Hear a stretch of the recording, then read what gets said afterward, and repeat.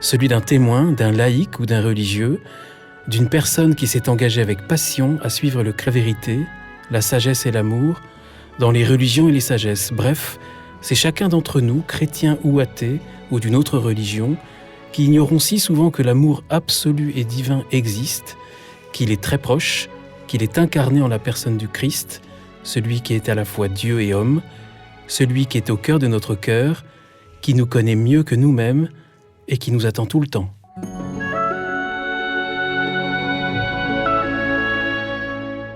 Avant le début de cet épisode, j'aimerais dire que je ne m'étais pas rendu compte, en l'enregistrant chez Blanche de Richemont il y a quelques jours, qu'il serait le 300e épisode de Zétéo.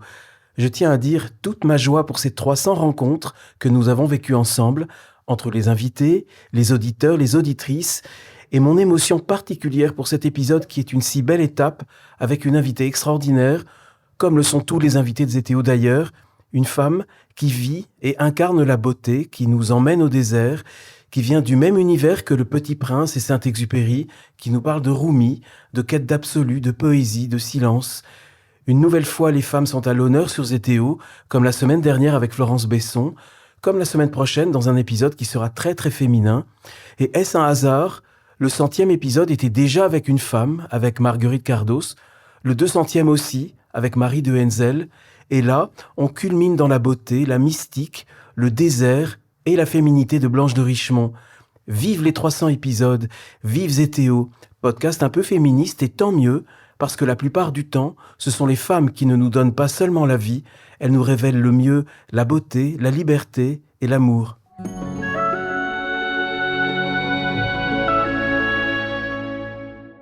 Bonjour chers auditeurs de Zétéo, bienvenue pour un nouvel épisode, je suis Guillaume Devoux. J'ai la joie de recevoir aujourd'hui, d'être reçu plutôt aujourd'hui, par une femme que je souhaitais rencontrer depuis longtemps. Et en plus, c'était aussi, non pas une pression, mais des suggestions de nombreux auditeurs de Zétéo. Blanche de Richemont, bonjour. Bonjour. Merci d'avoir accepté cette invitation. Blanche de Richemont, vous êtes écrivaine, journaliste, une grande voyageuse, particulièrement attirée par les terres mystiques, les déserts, les ashrams. Et même tout à l'heure, on parlait du désert, juste avant de commencer l'émission. Et je me suis permis de vous dire que vous me faisiez penser au Petit Prince et vous m'avez dit que c'était pas la première fois qu'on vous le disait. Oui, on me le dit souvent, oui. C'est les cheveux blonds, les yeux bleus. Je ne sais pas. Et l'attirance du désert. Peut-être. Alors, je lisais vos livres, vos articles, notamment lorsque vous avez suivi une caravane de sel en plein Sahara, vos expériences, vos rencontres avec des figures spirituelles en Inde ou dans la brousse africaine. Je ne sais pas si vous trouverez le rapprochement possible, mais je pensais aussi souvent aux aventuriers. Je pensais à Alexandra David-Néel. On vous l'a déjà dit ça aussi ? Non, mais j'aime beaucoup Alexandra David-Néel. Vous l'aimez beaucoup. Alors elle, c'était encore plus loin. Oui, elle, c'est plus loin. Elle était la première femme à aller à Lhasa, je crois, en terre tibétaine.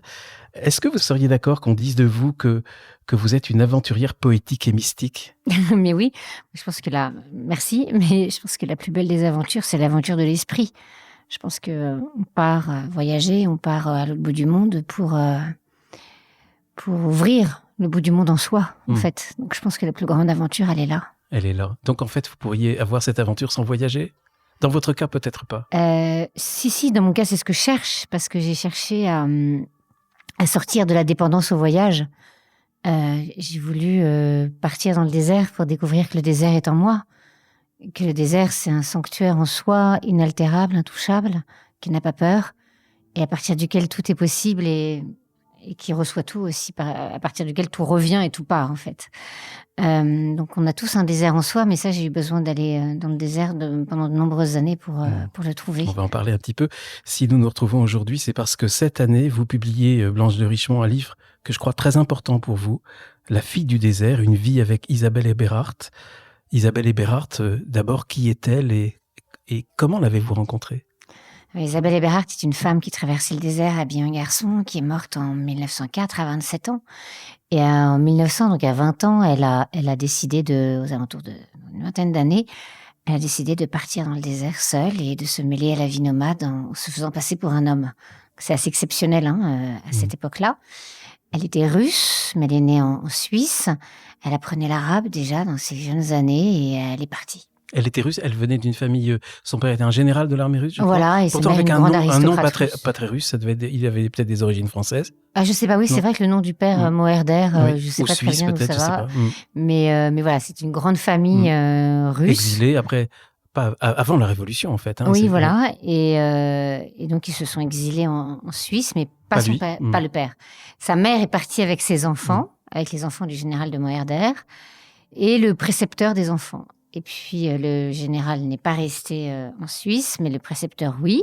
Et donc, quelques années après la mort du général, Isabelle est née. Donc, on pense qu'elle est née, que son père, c'est le précepteur Vava, qui vivait avec elle et qu'elle aimait comme un père, mais on n'a pas la preuve. Mais c'est sans doute... c'est sans doute le cas, mais ça, on ne peut pas le dire de manière décisive. Bon, dès la naissance, elle brouille les pistes. Dès la naissance, elle porte le nom de sa mère.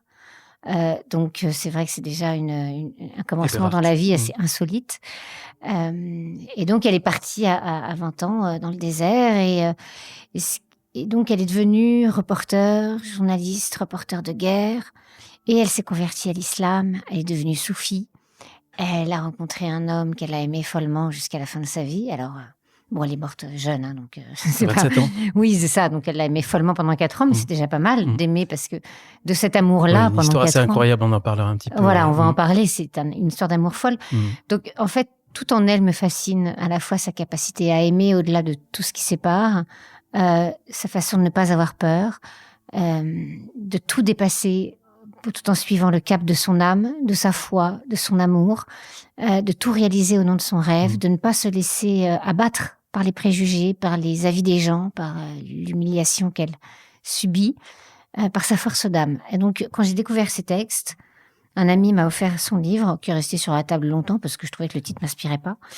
Puis un jour, je l'ai ouvert, j'ai eu une révélation. Je me suis dit, mais c'est incroyable. Parce qu'il y a beaucoup de ressemblances, en fait, entre vous. Oui, il y a pas mal d'échos et j'ai eu l'impression de rencontrer une sœur. Et donc, j'ai tout lu d'elle et je partais dans le désert avec ces textes pour qu'elle m'accompagne et me donne du courage, car c'est une image de femme qui donne du courage et je pense qu'on en a vraiment besoin. Oui, c'est ce que vous dites au début du livre, quand vous parlez d'elle, Blanche de Richemont, vous dites « Elle a balayé toutes les normes au service de sa foi, sa liberté, sa quête d'ailleurs, son amour fou pour un homme. » On en parlait, c'est une femme réfractaire. En même temps, c'est assez étonnant parce qu'une grande figure de l'armée française, le maréchal Lyautey, l'avait beaucoup apprécié, il l'aimait beaucoup, ils étaient amis et il l'avait même protégé, plutôt vers la fin de sa vie d'ailleurs, je crois. Oui, exactement. Et c'est incroyable qu'un homme comme lui ait été finalement absolument fasciné par la vagabonde, par sa poésie, par son intelligence, par sa folie. Et c'était une véritable amitié entre deux à la fin de sa vie. Et donc, il a beaucoup concouru pour que ses textes soient connus. Mais ça, on en parlera peut-être. Il dit d'elle cette formule que j'aime beaucoup. Il dit « J'aimais tout ce qui en elle faisait tressauter les notaires, les caporaux, les mandarins de tout poil. » Vous pensez que vous-même, vous avez les mêmes traits qu'Isabelle Eberhardt à ce sujet-là? Je sais pas si je fais tressauter les mandarins et les notaires, mais non, je ne crois pas être aussi sulfureuse qu'elle. Absolument pas, mais elle, oui, parce qu'elle sortait tellement des normes à tous les sens du terme. Elle n'écoutait que la norme la plus exigeante, peut-être, c'est celle de son âme, en fait. Alors, votre parcours de vie, Blanche de Richemont, on en parlera, mais... il y a aussi des souffrances dans votre vie, mais là, je trouve quand même que vous avez beaucoup de chance d'avoir une rencontre comme Isabelle Eberhardt. On n'est pas nombreux à avoir rencontré comme ça, vous parliez d'une sœur, c'est presque l'âme sœur, en fait. Oui, c'est ça, un peu. Oui, vous avez beaucoup de chance, là. Oui, j'ai de la chance. De l'avoir rencontrée. Elle est pas vivante, mais Isabelle, mais j'ai de la chance parce que... quand la vie flanche, quand on ne sait plus, quand on doute, il suffit de revenir à ses textes, à sa vie pour aller plus haut. Et je trouve ça important, le message de quelqu'un qui sans cesse vous murmure à l'oreille, va plus haut. Oui, c'est exactement ce que vous écrivez dans votre livre. Vous dites « Penser à elle me grandit. Elle a osé son rêve envers et contre tout. » Et vous dites même « Ces mots d'amour m'apprenaient à aimer. » Oui, parce que, on va en parler, mais elle a aimé un homme qui était tellement différent d'elle, tellement à l'opposé d'elle. Et lui aussi, d'ailleurs, aimer une femme, vous imaginez, pour un Algérien, aimer une femme qui se fait passer pour un homme, qui vit comme un homme, qui boit et fume comme un homme, qui passe sa vie avec les soldats et les légionnaires, c'est quand même pas banal, quoi. Quel homme accepte ça, et même de nos jours, ce serait pas si évident, hein. Un homme qui se marie avec une femme qui se fait passer pour un homme, c'est pas si évident. Et elle, avec un homme qui finalement est un spahi, avec un homme très traditionnel, qui n'a pas son brio, qui n'a pas sa folie, qui a une vie très, très, très simple finalement, mais se sont aimés au-delà de tout ce qui éloigne, de tout ce qui sépare. Et ça, je trouve que ça encourage à apprendre à aimer, d'aimer. Elle m'a appris que aimer, c'est toujours aimer quand même. Mais ça, c'est important, de se dire qu'aimer, c'est aimer quand même, parce qu'on arrête souvent l'amour dans ce qui nous plaît chez l'autre. Et aimer, c'est aussi l'aimer avec ce qui nous blesse. Vous dites qu'elle vous a même un peu influencé dans votre propre vie sentimentale et vous l'écrivez à un moment du livre, vous dites j'ai peut-être pas à ce moment-là rencontré l'amour comme elle l'avait rencontré. Non, alors je rigole un peu, je dis oui, mais c'est pas ma faute, c'est parce que j'ai pas rencontré d'homme comme Slimane, et heureusement, parce que Slimane, moi, il m'attire pas du tout, je le trouve pas du tout fascinant. Il est pas très attirant en fait. Non, pas du tout, on plutôt comprend pas moyen. ce qu'elle lui trouve, et c'est ça que je trouve encore plus mystérieux, encore plus beau dans cette histoire. J'en parlais l'autre jour avec Marie-Odile Delacour, qui est la femme qui a fait publier tous ces textes, ses œuvres complètes, qui a commenté toutes les œuvres intimes. Enfin, elle a énormément concouru à faire connaître les textes d'Isabelle, et je l'ai rencontrée ce week-end. Et elle dit, oui, en fait, on sait pas grand-chose de lui, on se rend pas vraiment compte. Il y a une photo ou deux. Il y a une photo, mais dans les lettres qu'il lui écrit et tout, c'est pas très bien, on comprend pas vraiment ce qu'elle dit. Il est même pas très courageux, pas très... Non, pas vraiment. Elle déteste la médiocrité, oui, il n'est pas autant, particulièrement brillant lui-même. Oui. C'est ça. Et pour autant, son grand œuvre à lui, c'est de l'aimer. C'est-à-dire qu'il a rien de flamboyant, mais il sait l'aimer au-delà de tout. Et ça, c'est assez magnifique. Alors, moi, évidemment, ça a un peu été compliqué pour ma vie affective, parce que moi, j'étais persuadée que c'était normal d'aimer comme ça. Bon, je me suis rendu compte que c'était beaucoup plus compliqué que ça. Il y avait une forme de grâce dans cet amour qui accepte tout et qui va au-delà de tout, parce que je pense qu'ils étaient reliés par une transcendance commune, par la foi et par un mystère qui nous dépasse. Mais je pense que même s'il n'est pas flamboyant, moi je le trouve extraordinaire, cet homme, d'avoir su l'aimer. Et je pense que chaque personne qui sait aimer... Il l'a suivi partout finalement. Hein, il l'a suivi partout, puis elle l'a suivi partout aussi. Mais j'ai la sensation que chaque personne qui sait aimer est extraordinaire en fait. Ah, c'est beau ça. Pourquoi je me suis posé cette question, pourquoi est-ce qu'elle est tout le temps habillée en homme? Au début, je comprends. Elle va dans des contrées où il n'y a pas de femmes, donc il y a un risque. Parce que on est passé un petit peu vite, mais elle va quitter la Suisse. Avec sa mère, je crois, elles vont essayer de retrouver un des frères qui est parti en Algérie. Oui, non, en fait, il est parti, il s'est fait légionnaire en Algérie, donc elles se sont rapprochées de lui, mais elles se sont installées à Beaune. Et en fait, elles sont restées que 6 mois là-bas parce que la mère est morte au bout de 6 mois, sa mère, et donc elle est rentrée en Suisse, et après elle est repartie seule. Et là, elle part à l'aventure, carrément. Et là, elle part à l'aventure, et même à la fin, pendant ces 6 mois, elle est déjà partie à l'aventure toute seule. Parce qu'elle va pas dans les villes, elle va plutôt déjà chercher les déserts. Ah oui, ce qu'elle aime, c'est le désert. Elle, c'est sa passion, c'est sa fascination. Ouais. C'est ce qu'il appelle vraiment. C'est pas l'amour. Elle aime les grands espaces. Elle cherche à aspirer l'horizon, à se brûler sous le soleil. Et vous qui aimez tant le désert aussi, est-ce que vous pensez que vous l'aimez exactement de la même manière qu'elle? Enfin, c'est peut-être une question idiote parce qu'on n'aime jamais vraiment complètement comme quelqu'un d'autre, mais il y a une attirance aussi forte. Je pense qu'on cherche la même chose. C'est-à-dire? À trouver l'horizon au fond du cœur en allant le toucher par le corps. En arpentant les sables, la terre, en marchant, en se dépouillant, en s'épurant, en s'éloignant de tout ce qui n'est pas soi pour aller vers quelque chose d'essentiel en soi. Respirer, voir grand, voir large, ne plus enfermer sa vie dans des murs. Et que c'est vrai que quand on vit dans le désert et qu'on n'est jamais enfermé par des murs dans le désert, là où on pose nos regards, ça influence quand même notre être. Et que de n'avoir jamais le regard enfermé par des murs pendant des jours et des jours, quelque part, il y a quelque chose qui s'ouvre en soi. Et c'est ce qui s'ouvre en soi qu'après, on aspire à cultiver et à garder envers et contre tout. Et Isabelle, quand elle a été expulsée d'Algérie et qu'elle s'est retrouvée à Marseille, dans la misère totale avec son frère, avec qui elle s'entendait plus bien du tout, eh bien, c'est ça qu'elle a cultivé pour tenir, cet horizon en elle-même, ce ciel en elle-même. Et je pense que c'est là la clé, parce que je pense que ça n'a pas de sens si on retrouve de la lumière que quand on part. Pour moi, le réel objectif, c'est de trouver cette lumière tous les jours, même dans un jour gris comme ça à Paris. et quoi qu'on vive. Et vous avez dit, Blanche de Richemont, sentir le désert avec son corps, ça c'est quelque chose de très important parce que c'est une chose que vous aimez chez Isabelle Eberhardt, c'est sa sensualité. Oui. C'est une femme là elle est vraiment femme, hein, et c'est une femme sensuelle, qui aime effectivement ce contact avec le désert, ce contact physique, ce contact du sable. Oui, bien sûr. Alors elle vit par la peau. Elle vit par la peau, elle vit par le cœur, elle vit par l'âme, c'est un être total. Elle est ardente, hein. Vous dites, elle embrassait les hommes et le désert dans un même élan. Elle aimait les hommes et elle aimait le désert. Elle aimait les hommes. Elle aimait les hommes. Et elle aimait l'amour, elle aimait faire l'amour, elle aimait prier aussi. Enfin, j'ai compris que c'était pas incompatible, que faire l'amour avec la personne qu'on aime, c'est comme une cérémonie sacrée, en fait.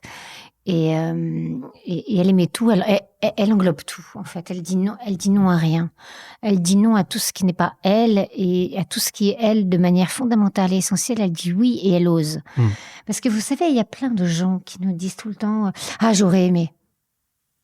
Mais c'est pas ma faute, j'ai pas pu à cause de ci, à cause de ça. C'est une femme qui va jamais dire « j'aurais aimé ». Si elle a un rêve, si elle a vraiment envie de quelque chose, elle y va. Et elle dépasse tous les obstacles. C'est trop facile de chercher des prétextes à la non-réalisation de nos aspirations les plus profondes. On a toujours des bonnes raisons de pas vivre ce qui parle le plus fort de nous, toujours. Eh bien, elle écoute pas ces bonnes raisons, elle écoute la raison avec un R majuscule qui est celle de l'âme. Mais c'est en même temps une femme d'excès.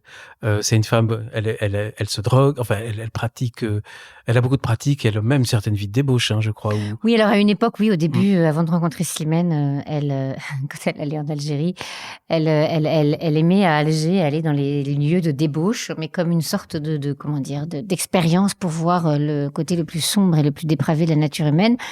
Là, elle y allait en homme, déguisée en homme, et après, elle revenait se changer, elle s'habillait en femme, et puis elle allait à la mosquée.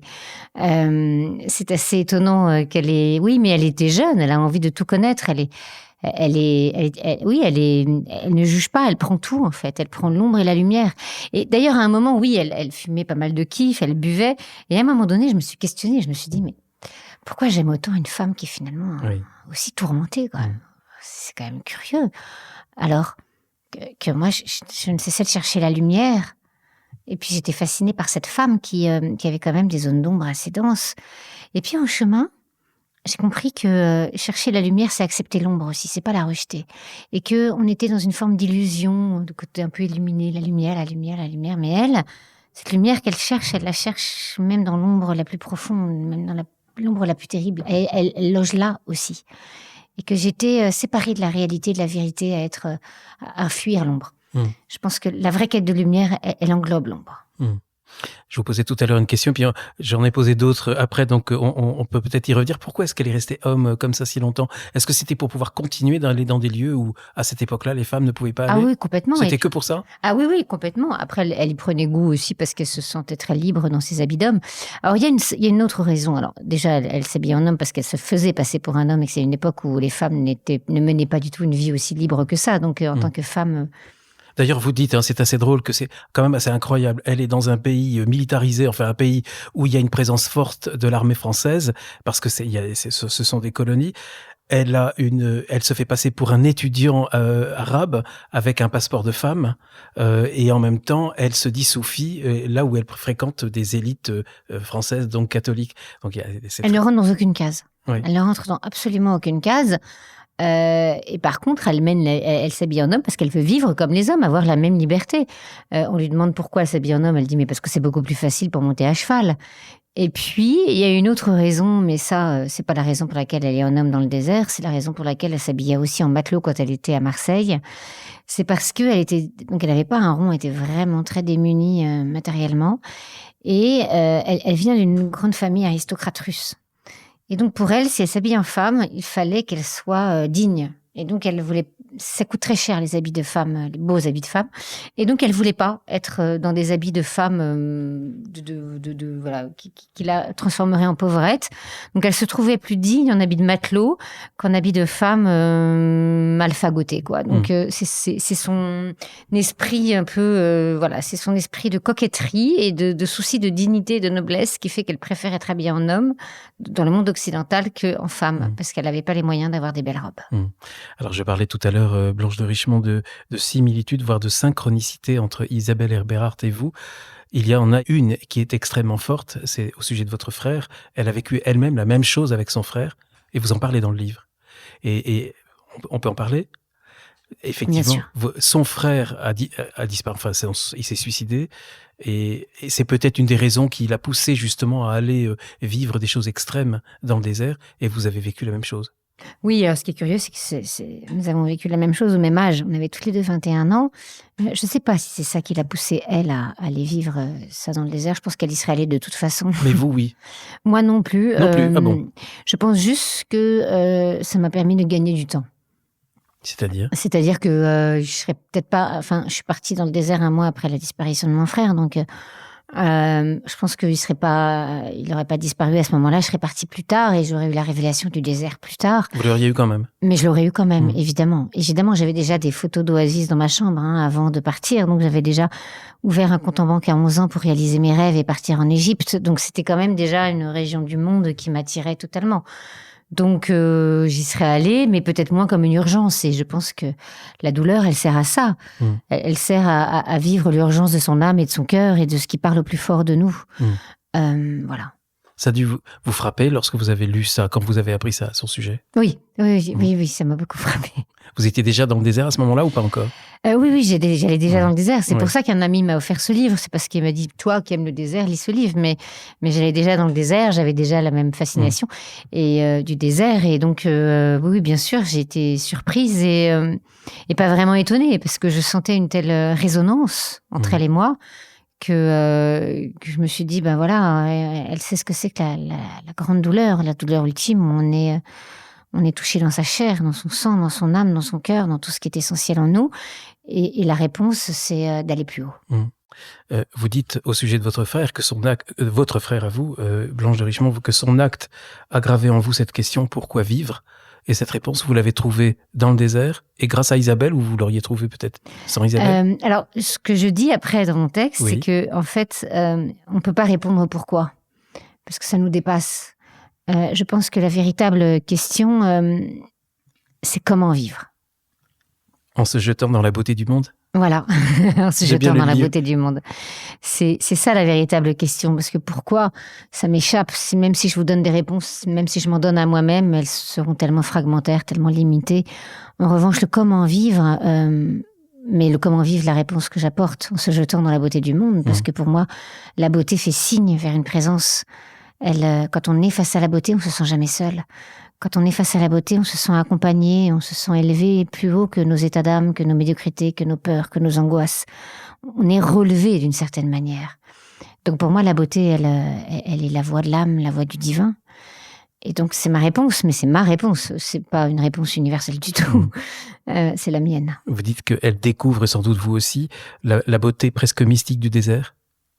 Oui, mais ça, c'est inévitable. Vous pouvez pas aller dans le désert sans être croyant, en tout cas, pendant les moments où vous y êtes.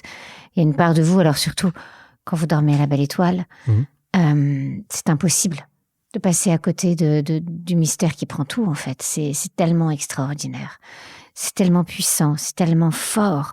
Ça arrache toutes nos cases, toutes nos limites, toutes nos définitions, toutes nos croyances, toute notre conviction de connaître, de savoir. Il y a quelque chose de plus grand au-delà de tout ça, quoi. Vous dites, où c'est elle ? Non, c'est vous, je crois, Blanche de Richemont, qui écrivait que... Parce qu'il y a beaucoup de citations d'Isabelle qui sont magnifiques, d'ailleurs, dans le livre, qui sont d'ailleurs souvent en tête de chapitre. Vous dites que dans le Sahara, tout ce qui nous est donné, c'est pas un dû, c'est donc une grâce. Ah oui, mais c'est évident, parce que dans le désert, on est obligé de prendre soin de tout. Et c'est vrai que nous, occidentaux, je casse ce verre, c'est pas grave, j'irai en acheter un autre. Là-bas, on casse un verre, c'est pas une question d'acheter ou pas acheter, c'est qu'il y en a pas, en fait. Il n'y en a pas d'autres. Donc on prend soin de tout. Tout est précieux. L'eau, la nourriture, les objets. Il faut voir les nomades, comment ils cuisinent, comment ils servent le thé. Ils font ça comme si c'est un acte sacré. Ils prennent soin de tout ce qui aide à vivre. Et j'ai compris dans le désert que tout ce qui aide à vivre est sacré, et ça, on l'oublie. C'est important de revenir à la source, de revenir à cette gratitude, de revenir à cette simplicité-là. Nous, tout est un dû. On pense que c'est normal, là, d'être protégé par un toit, d'avoir du chauffage, ou de boire, de manger. Mais c'est extraordinaire, en fait. C'est une chance immense. Et là, on revient à la source. On revient à la simplicité de la vie. Vous dites du désert qu'il est devenu votre monastère, et je sais que pour Isabelle, le désert était un refuge. Ça revient un peu au même? Oui, ça revient au même.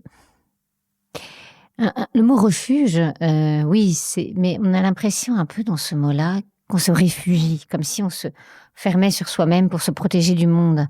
Pour moi, c'est même pas tant une question de se réfugier quelque part pour se protéger du monde, mais plutôt se retrouver au cœur du monde. C'est plutôt un acte d'ouverture vers plus haut, vers la vérité de la vie, dans les purs, dans les contacts, dans les liens, dans les rencontres, dans notre façon de vivre, plutôt qu'une sensation de fuite ou de besoin de se réfugier quelque part pour fuir l'horreur d'une société qui ne nous correspond pas parfois. Blanche de Richemont, vous dites que vous étiez longtemps fâchée contre Dieu, que vous refusiez de mettre les pieds dans une église. En revanche, le contact avec Dieu, en quelque sorte, se fait dans le désert pour vous? Mais en fait, je ne savais pas. Qu'est-ce que vous ne saviez pas? J'ai écrit le désert était mon monastère, mais ça, je l'ai compris plus tard, parce que quand j'allais dans le désert, au début, je ne croyais plus en Dieu. Mais je ne savais pas qu'en fait, je continuais à marcher vers Dieu. Je n'avais pas compris. J'avais une quête d'absolu, oui, voilà, c'est ça. J'avais remplacé le mot Dieu par absolu. Ça me convenait beaucoup plus parce que j'arrivais plus à rentrer dans les règles d'une religion. J'arrivais plus à adhérer à ma religion. Donc je croyais que je ne croyais plus en Dieu. J'avais pas compris qu'on pouvait être profondément croyant sans forcément être en adhésion totale avec la religion dans laquelle on a été façonné, construite. Et donc, en fait, je continuais de chercher Dieu, mais j'en avais pas conscience. En tout cas, je voulais pas l'admettre. Et puis, au fur et à mesure du chemin, je suis partie vivre avec des contemplatifs dans la brousse en Guinée pendant 1 mois pour comprendre le désir de Dieu, alors même que je ne croyais toujours pas en Dieu. Et puis, un prêtre m'a dit, mais Blanche, en fait, quand vous êtes dans le désert, vous allez vers Dieu, vous priez. C'est pareil. Il est où le problème, en fait? Parce que je lui dis, je suis désolée, mais je peux pas communier. Il me dit, communier, c'est OK. Finalement, votre mode de vie, ça revient au même. Il avait été incroyable, ce prêtre. Il m'avait fait comprendre quelque chose d'immense, quoi. Que l'important, c'est d'être en chemin et que ce chemin soit sincère, total, authentique, et que s'il ne passe pas par ce moyen-là, l'essentiel, c'est qu'il y ait une pratique, une mise en mouvement, une mise en chemin, un rituel, quelque chose qui nous rappelle à l'ordre du plus haut, du sacré, au cœur même de nos vies quotidiennement. Elle a découvert, Isabelle Eberhardt a découvert le soufisme. Vous l'avez découvert aussi? Ah oui.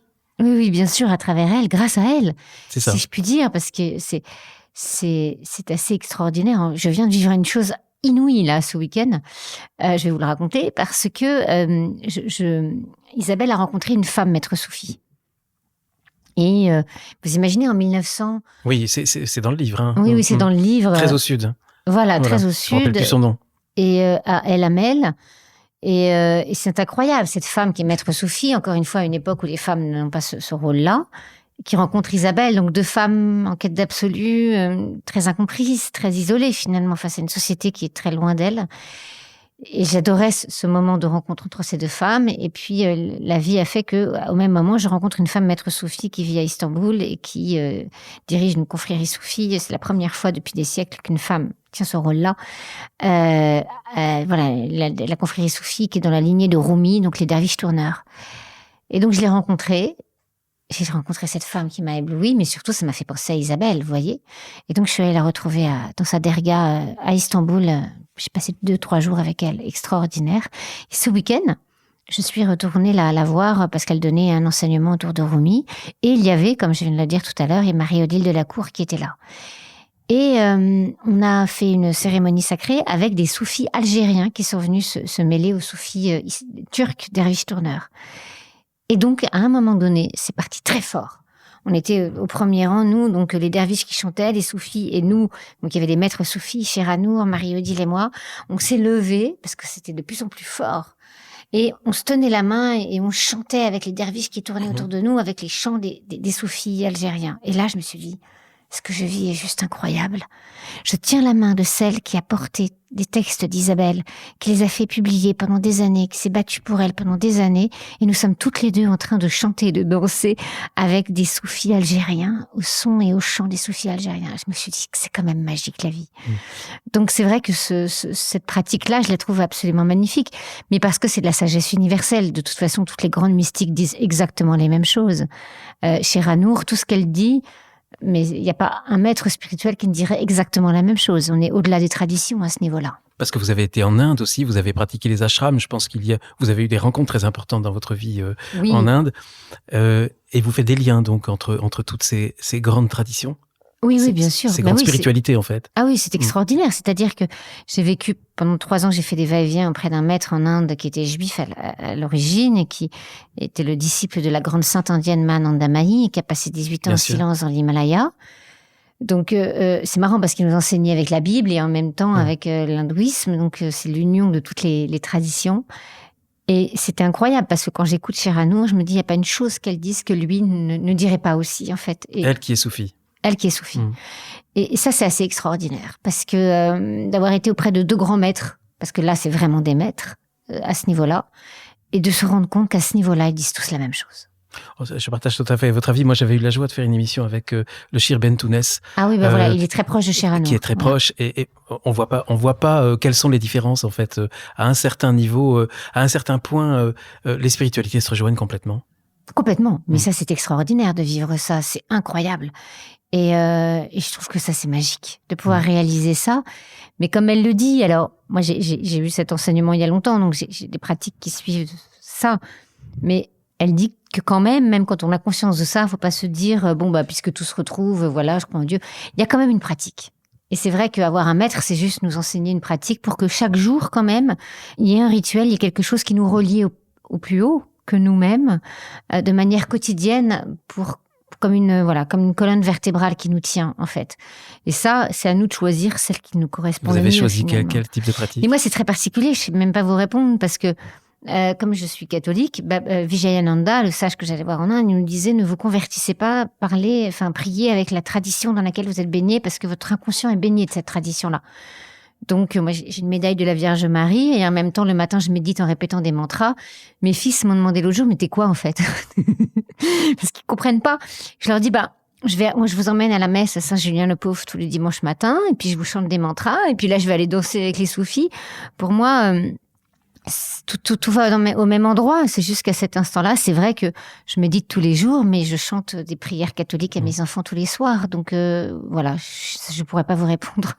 Mais justement, quand même, je voulais vous poser une question parce qu'on en a parlé juste avant de commencer l'émission. On parlait du Christ.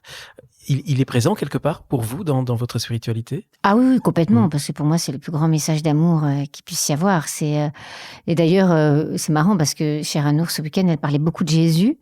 Et Rumi parlait beaucoup de Jésus. C'est une image immense. C'est l'image de l'amour pur. Et c'est une image qui m'accompagne énormément, bien sûr, évidemment. Alors, je change complètement de sujet, mais vous avez parlé tout à l'heure des derviches tourneurs. C'est au cœur de la pratique du soufisme. Mais pourquoi c'est tellement beau, d'une part, et qu'est-ce que ça signifie, justement, cette pratique? Alors, les derviches, en fait, c'est l'extase. Donc, c'est la danse où on se fond dans le divin pour diluer complètement l'ego, les pensées, le mental, et pour devenir une reliance entre le ciel et la terre. Donc, en fait, finalement, les derviches, c'est un petit peu comme des antennes. Donc, ils ont une main tournée vers le ciel pour prendre la lumière du ciel, une main tournée vers la terre pour la diffuser sur terre.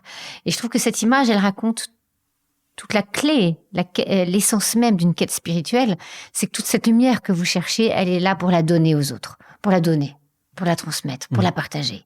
Elle n'est pas juste pour soi. Et eux, donc, ils nous lancent, ils deviennent comme des antennes, ils deviennent comme un lieu de reliance, ils sont en extase. Et nous, on profite comme une bénédiction, comme une lumière qui rayonne autour d'eux et qu'ils livrent par leur danse avec les chants. Mais vous rentrez dans une forme d'extase quelque part, c'est assez puissant.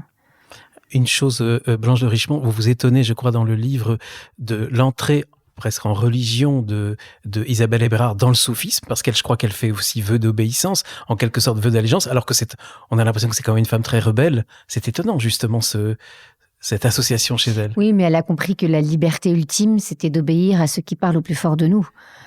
La liberté, c'est pas de faire ce qu'on veut comme on veut. La liberté, c'est suivre l'exigence de son âme. Donc, en ayant un maître, en ayant un cher à qui elle obéit à la voix la plus haute d'elle-même et qu'elle elle fait allégeance à cette voix la plus haute d'elle-même, qui est la liberté ultime, à mon sens. Par ailleurs, elle dit souvent à son mari aussi, ça me fait beaucoup rire, elle n'arrêtait pas d'écrire à Slimane, je te suis soumise. Je te suis complètement soumise. Moi, j'adore. C'était plus des mots, peut-être. Oui. Vous le dites, ça. Peut-être qu'elle sait parler aux hommes, elle sait dire ce qu'ils veulent entendre. Ouais. mais c'est vrai que au fond d'elle, il y a ce désir quand même de s'abandonner, de pas forcément décider, de s'abandonner à plus haut qu'elle-même, à son maître et à l'amour. C'est quand même une femme assez irréductible et elle a eu quand même beaucoup de problèmes à cause de ça. Elle est tout le temps, les autorités se méfient beaucoup d'elle. On se demande si c'est pas un agent déstabilisateur pour œuvrer pour ceux qui veulent lutter contre la colonisation. Donc elle va tout le temps être. Vous avez tout à l'heure mentionné le fait qu'elle a été expulsée. En fait, d'ailleurs, c'était un faux avis d'expulsion. Elle ne va la prendre qu'une fois. Elle a été manipulée en fait. Une fois qu'elle arrive en France, elle sera à nouveau expulsée une deuxième fois, mais cette fois-ci pour de bon. Elle a pas arrêté d'avoir des soucis. Justement, elle était observée tout le temps aussi par les autorités françaises. Toujours.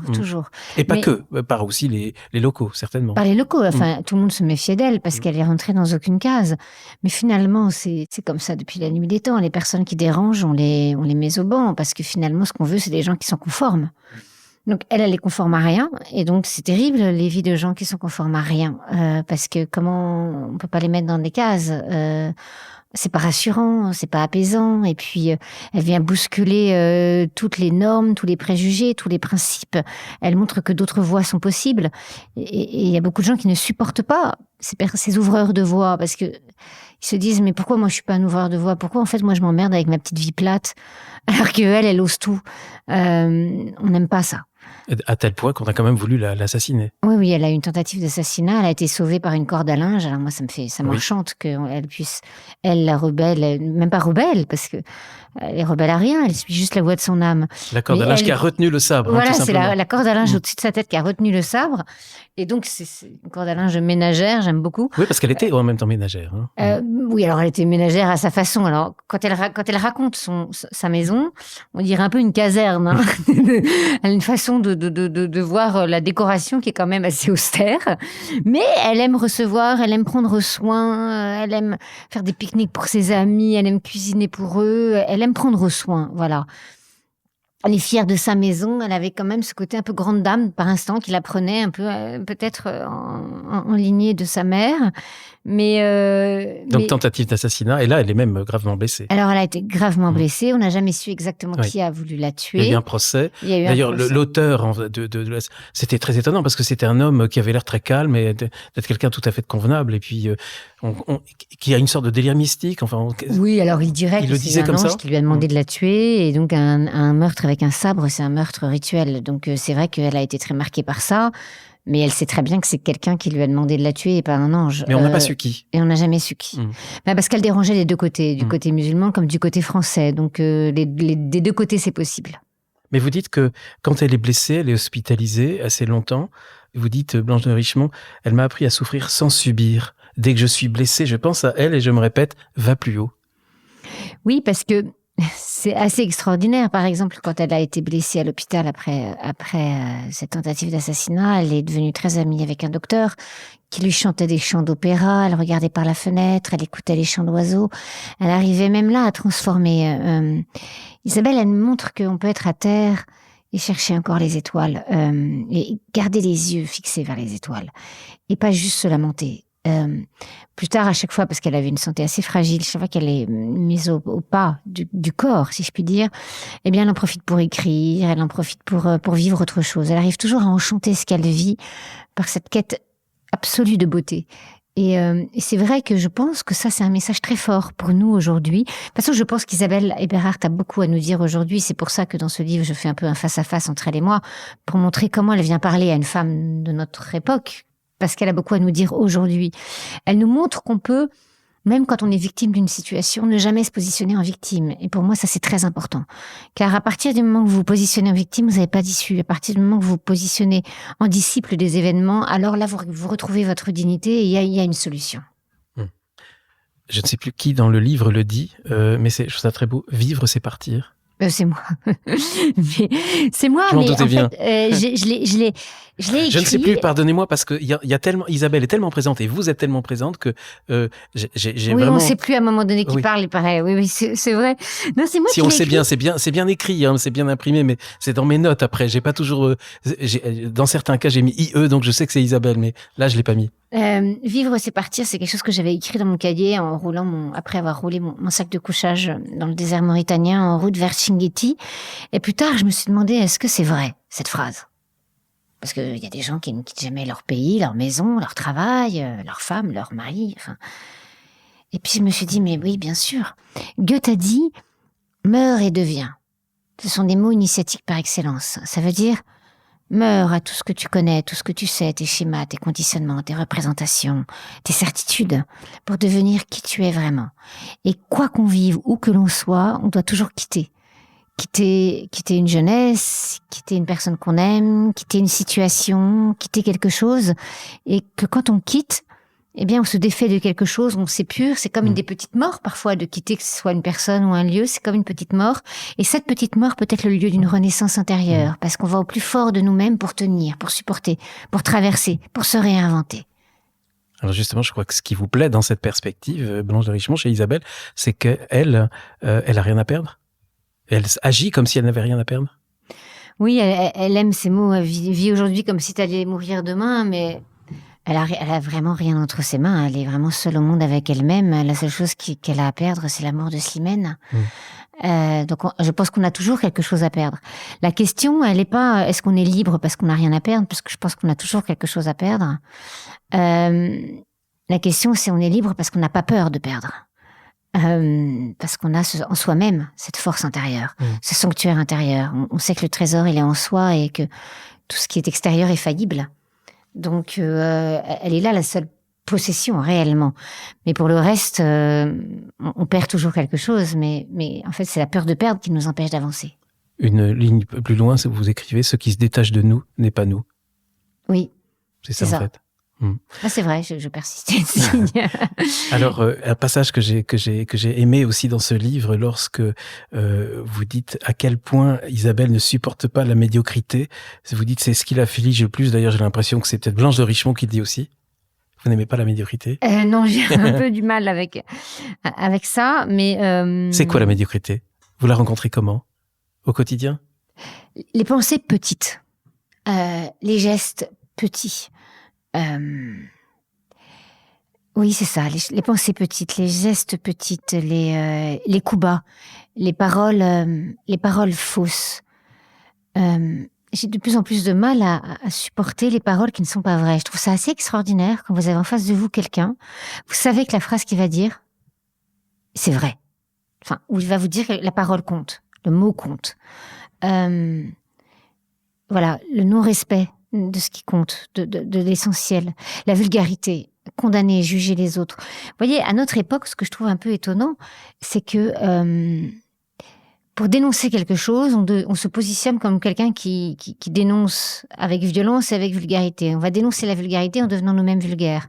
On va dénoncer la médiocrité en devenant nous-mêmes médiocres. Et ce que je retrouverais, et Dieu sait si c'est difficile, je pense que la plus belle des réponses à la médiocrité, à l'horreur, à la tristesse, au désespoir, à vraiment l'incompréhension que suscite beaucoup de choses dans notre époque, hein, mais comme à toutes les époques d'ailleurs, je pense que la plus belle réponse, c'est pas de condamner, c'est pas de dire du mal, c'est d'être grand, d'arriver à aller au-dessus, de pas devenir comme ceux qu'on condamne. C'est ce que je dis souvent à mes fils quand ils ont des batailles dans les cours de récréation. Je leur dis, mais si le méchant t'a rendu méchant, le méchant a gagné. Si le médiocre t'a rendu médiocre, le médiocre a gagné. Pas facile à appliquer, hein, mais voilà. Vous leur apprenez à tendre l'autre joue à ce moment-là? Pas du tout. Non. Vous tendez pas l'autre joue, vous répondez avec fermeté, mais sans devenir haineux, ni médiocre, ni petit. Mais non, moi j'y crois pas trop à l'histoire de tendre l'autre joue. En fait, peut-être que cette histoire de tendre l'autre joue, qu'est-ce qu'elle raconte? Peut-être qu'elle raconte ça, elle raconte pas devenir niette, tu m'as tapé, bah tape-moi encore. Je pense que ça va au-delà. C'est ne deviens pas méchant, ne deviens pas violent. Sois au-delà de ça. Et que ta fermeté d'âme soit plus forte que la violence et que l'agressivité. Mais c'est très difficile. C'est une étoile. C'est un but. Mais voilà. Alors, un point commun entre Blanche de Richemont et Isabelle Eberhard, je commence toutes les deux, c'est l'écriture. L'écriture est vraiment très importante. Et pour elle est très importante, en fait. Ah oui, elle pourrait pas se passer de l'écriture. C'est essentiel pour elle. C'est là qu'elle éprouve toute la liberté, que c'est son compagnon de route, son cahier, bien sûr. Alors, on pense évidemment au désert parce que vous avez cette formule absolument magique. Vous dites, ça s'applique pour vous comme pour elle, l'écriture donne vie au silence. Oui, mais c'est ce à quoi j'aspire par l'écriture, moi aussi. Et je pratique la même chose qu'elle. J'écris dans mon cahier tous les jours. Et je trouve ça assez formidable de pouvoir écrire tout ce qui est inavouable. Alors, mon éditrice, quand elle a vu que j'avais mis le mot inavouable, elle m'a dit, c'est peut-être un peu fort. J'ai dit, mais non, c'est la vérité.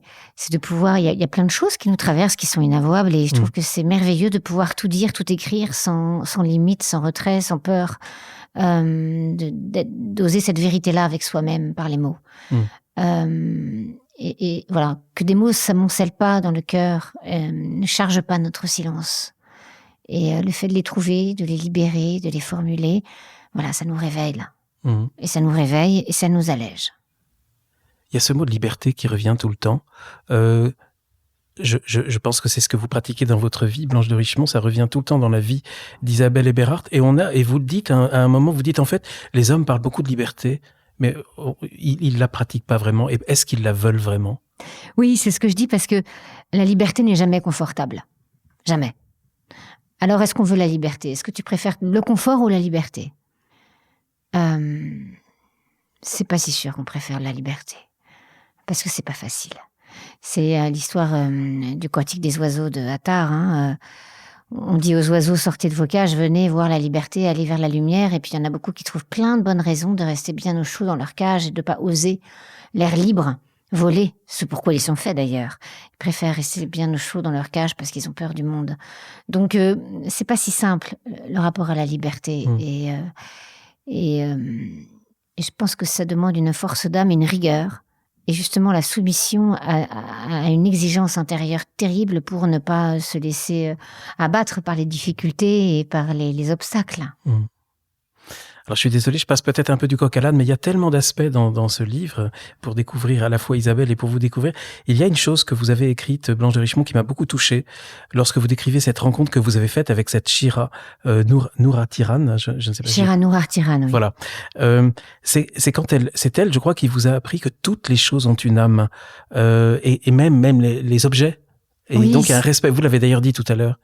Oui, c'est assez. Alors, ça, c'est quand même curieux, parce que quand je l'ai vue la première fois à cette conférence, elle avait embrassé le micro avant de le poser. Donc tout ce qu'elle a touché, tout ce qui lui a servi, ça revient un petit peu à ce que j'avais appris dans le désert, où tout ce qui nous aide à vivre est sacré. Tout ce dont elle se sert, elle l'embrasse avant de le poser pour dire merci. C'est ça. C'est une forme de gratitude à chaque chose. Mais ça, c'est l'enseignement. Le soufisme, c'est la mystique de l'amour. Donc c'est l'amour au cœur de la spiritualité, de la religion. Mais quand vous allez là-bas, les rencontrer, les soufis, des derviches, vous découvrez ce que ça veut dire dans le quotidien. Et ça, c'est extraordinaire. Je n'ai jamais vu autant d'attention et de délicatesse dans les détails de ma vie. Et dans l'attention, et dans la présence, et dans l'écoute. Et j'ai compris que c'est là la plus haute spiritualité. Donc cette attention, cette délicatesse, qui fait que vous vivez pendant 3 jours au milieu de ça, mais sans que vous avez l'impression d'être avec des illuminés, pas du tout. C'est très concret, très sérieux, très joyeux aussi, mais tout est délicat, tout est attentionné. On vous laissera jamais en difficulté. On va toujours faire attention à ce que vous soyez bien, au mieux possible. Vous allez avoir des chocolats dans votre chambre, une rose rouge posée sur votre oreiller, une petite bougie allumée. On va faire en sorte que vous ayez tout soit bien. Où on vous dit, je te ferai ça, je ferai ça pour toi. Vous savez qu'ils vont le faire, qu'il n'y a jamais de parole en l'air. Tout est délicat. Et quand vous sortez de là, vous allez à l'aéroport et tout d'un coup, vous prenez une vague d'agression et vous vous dites, mais pourquoi est-ce qu'on s'invente pas un monde où tout le monde est comme ça, en fait? C'est tellement plus agréable à vivre. Cette attention constante, prendre soin de l'autre dans les détails. Ça, c'est extraordinaire. Et c'est vrai que elle incarne ça, mais quand vous la voyez, c'est une maîtresse femme, c'est pas niais du tout, au contraire. Non, vous dites même que c'est très difficile dans ce monde-là qu'une femme puisse exercer le poste qu'elle oui. exerce. C'est très exceptionnel. En plus, elle n'a pas les cheveux voilés. Absolument. Donc elle se fait vraiment attaquer. Et donc, ça doit être terrible ce qu'elle doit vivre comme obstacle et comme difficulté. Mais comme c'est un grand maître, elle ne va pas ressasser ce genre de choses. Elle ne va jamais en parler, mais on le sait. Donc, c'est une maîtresse femme. Hein. C'est une maîtresse femme qui inspire cet amour-là dans les détails tout le temps. Et qui le fait vivre et qui nous le fait vivre. Et tous les gens qui sont autour d'elle sont comme ça. C'est assez stupéfiant à vivre. C'est stupéfiant. Il y a quelque chose d'assez merveilleux dans le soufisme. Comment se fait-il alors qu'ils prennent si peu aujourd'hui dans l'islam ? Mais qui cherche véritablement cet amour-là ? J'allais dire, c'est presque pareil dans le christianisme à d'autres égards. Quelle que soit la religion, qui cherche cet amour-là profondément, qui n'est pas du tout politisé, qui ne cherche pas à posséder, qui cherche véritablement cet amour-là. C'est un amour d'une telle exigence et c'est un amour qui ne possède pas. C'est un amour qui n'a aucun pouvoir, qui n'est pas dans le pouvoir, qui n'est pas dans la possession. Où l'ultime spiritualité, c'est de faire attention à la façon dont on va vous tendre le verre, dont on va vous regarder, dont on va vous écouter. C'est pas politique, ça. C'est pas politique. Alors, dans votre livre, Blanche de Richemont, vous parlez également des souffrances. Vous dites les souffrances, elles ne sont plus que des souffrances, mais elles sont des chemins. C'est aussi ce que vous avez appris ? Ah oui. Ah oui. Après, je pense qu'il faut pas aller chercher la souffrance, bien évidemment.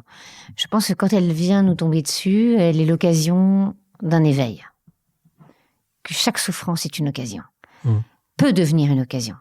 C'est-à-dire que je ne dis pas que la souffrance est nécessaire, mais quand elle est là, on peut, par notre façon d'être, finalement la transformer. Et en fait, tout ce livre, La fille du désert, n'est que là-dessus. C'est comment on transforme tout le temps. C'est un travail alchimique constant. C'est-à-dire que comment on peut prendre toutes les douleurs de nos vies, du monde, de nos cœurs, de nos âmes, de notre histoire, et les transformer vers plus d'amour, plus de lumière, plus de quête, plus de dons, plus de partage. Comment on transforme toujours. Et c'est vrai qu'on est forcé de faire ce chemin où on va aller chercher la lumière au cœur de nos entrailles quand on souffre, parce que ça devient une question de survie. Quand tout va bien, on va pas aller s'emmerder à aller chercher au cœur de nos entrailles, quoi. C'est parce que il y a quelque chose qui appelle de très fort en nous. Et cet appel, il vient d'une prise de conscience que ce qui est là, ça va pas. Sans ce décalage entre la réalité et nous-mêmes, il n'y a pas d'appel plus haut. Donc la souffrance est une occasion, elle peut devenir une occasion. Il est possible, face à chaque douleur, de se dire: qu'est-ce que je peux apprendre de ce que je suis en train de vivre ? Et là, encore une fois, on ne subit pas, on n'est pas une victime. Et l'axe change. Alors, ça n'empêche pas de pleurer, hein, bien évidemment. Il faut bien pleurer. Moi, je pense que ça, c'est important. Parce qu'il faut vivre ce qu'on ressent. C'est important de pouvoir vivre ces émotions. Mais pas s'y enliser, ni s'y engluer. Vous avez également des pages sur le désespoir, sur la peur. Il y a une anecdote assez formidable. Je crois que c'est elle, cette Shira, qui vous en a parlé. L'histoire de la queue du lion. Ah oui. Vous voulez la raconter ? Oui, en fait, il y a un homme qui est tombé dans un puits. Et puis, il se dit: c'est terrible, je suis tombé dans un puits, quelle horreur. Et puis, il y a des hommes qui passent. Et puis, ils mettent une pierre sur le puits parce qu'ils ont peur que des gens tombent dedans. Et il lui dit: mais c'est l'horreur, j'ai une pierre, je vais jamais pouvoir sortir de ce puits, c'est horrible, c'est horrible. Et puis, à ce moment-là, il y a un lion qui passe, et le lion pousse la pierre, et là, il se dit: mais c'est horrible, je vais être mangé par le lion, c'est ce à quoi j'ai le plus peur dans ma vie. Alors, il se colle contre les parois, il est paniqué, et puis il entend une voix en lui-même qui lui dit: mais accroche-toi à la queue du lion pour sortir du puits. Et la conclusion, c'est que accroche-toi à ta peur pour la transformer, pour sortir de là, du trou dans lequel tu es actuellement. Ta peur peut être aussi ce qui te sauve. Oui. Ouais, c'est pas mal. Moi, j'ai beaucoup aimé cette anecdote. Il n'est pas resté dans sa peur. Il a pris sa peur entre les mains et l'a transformée. C'est ce qui l'a fait sortir de là. Ouais. Malgré tous les périls et les peurs, il faut rester ferme. C'est ce que vous écrivez. Faire le bien et conserver le culte de la beauté. Alors ça, c'est Isabelle qui l'écrit. Ah bah vous voyez. Oui, parce que je pense que le bien, le beau, le juste, la beauté, le culte de la beauté, c'est la plus haute spiritualité parce qu'elle se loge dans les détails, dans l'attention. Et puis c'est elle qui, pour moi, c'est elle qui me sauve tous les jours.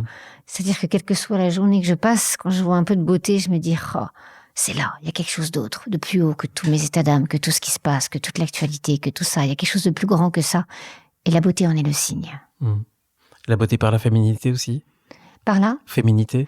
Ah, parlons-en de la féminité. Oui, parce que vous le dites, elle se comportait en garçon. À un moment, vous dites que même dans un de vos voyages, un de vos tout premiers voyages, vous vous êtes aussi retrouvée habillée en garçon, mais finalement, vous trouvez bien mieux d'être féminine. Alors, encore une fois, c'est la vie qui vous pousse. Et ça, je trouve ça magnifique, comme la vie vous pousse dans vos retranchements tout le temps. Parce que vous m'avez même dit tout à l'heure, avant qu'on commence, avant, on me disait que j'étais garçon manqué, ce qui me paraît complètement faux. Bah oui, figurez-vous. C'est que, en fait, dans le désert, je menais la vie des hommes. Dans ma caravane de sel que j'ai suivie, j'étais habillée comme un homme, je menais la vie des hommes, et j'étais assez fière de mener la vie des hommes qui partent sur les routes et non la vie des femmes qui restent à la tente. Donc c'est vrai que je me sentais même ni homme ni femme, rien. En fait, je me posais même plus la question. Mais il est vrai que j'avais un peu une façon. Ma mère disait que j'étais un peu comme un Rambo du désert quand je rentrais. Tu vois, je me tenais un peu. Enfin, je devais un peu perdre ma féminité, mais parce que j'étais fière de vivre comme un homme finalement. Et puis, pour un documentaire pour Arte, j'ai rencontré les femmes du désert en Mauritanie. Et elles m'ont tout de suite badigeonné les ongles de violet, m'ont mis plein de parfums, m'ont mis des voiles. Alors j'étais un peu sceptique, et puis après j'ai compris que pour elle, la véritable puissance, c'est d'être une femme. Et que au lieu de me prendre pour un homme, c'était beaucoup plus puissant de réaliser, révéler et assumer complètement la femme que j'étais.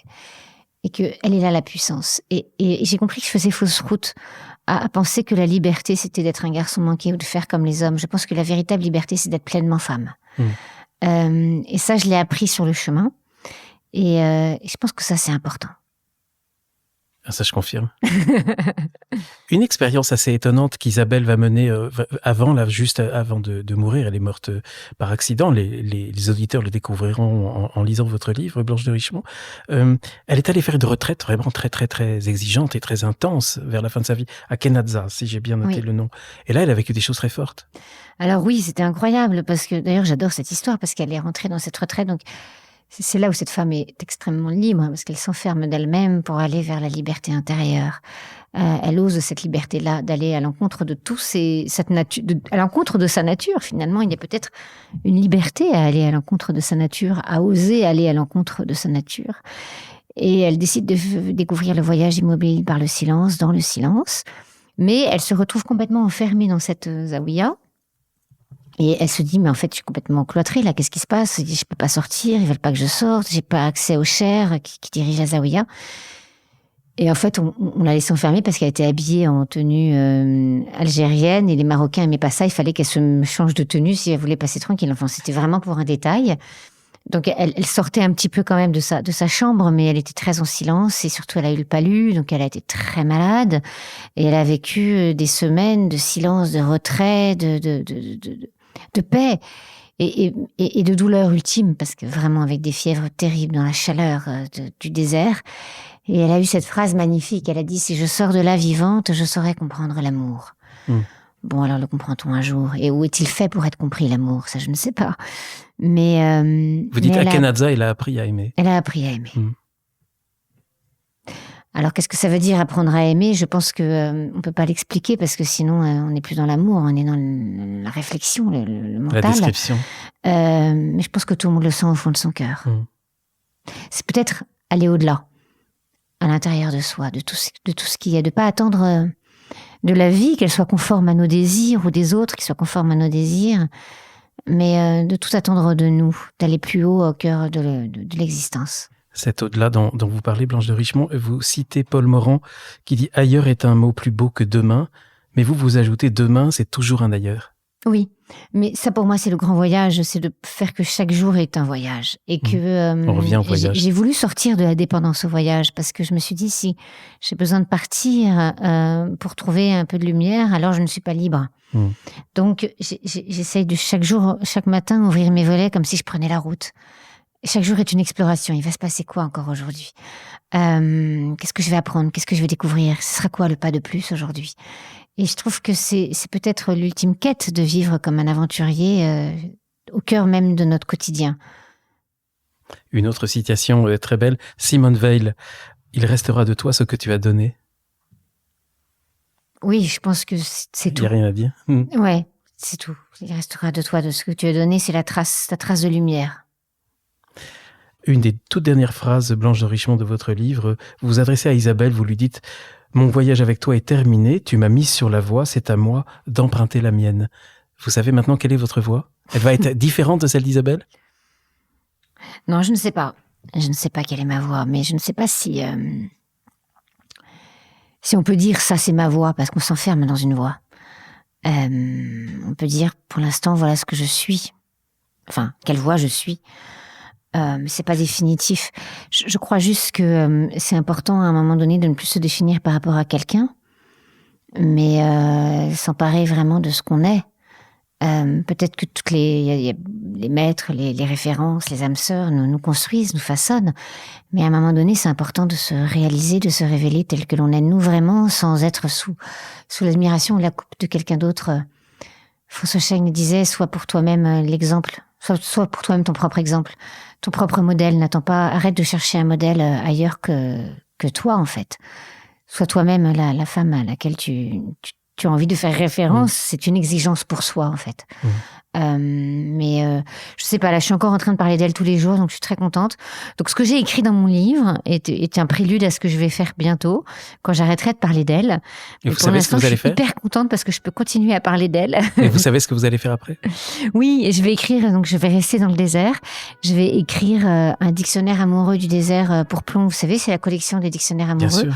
Donc, je reste toute la journée dans le désert. Mais là, encore une fois...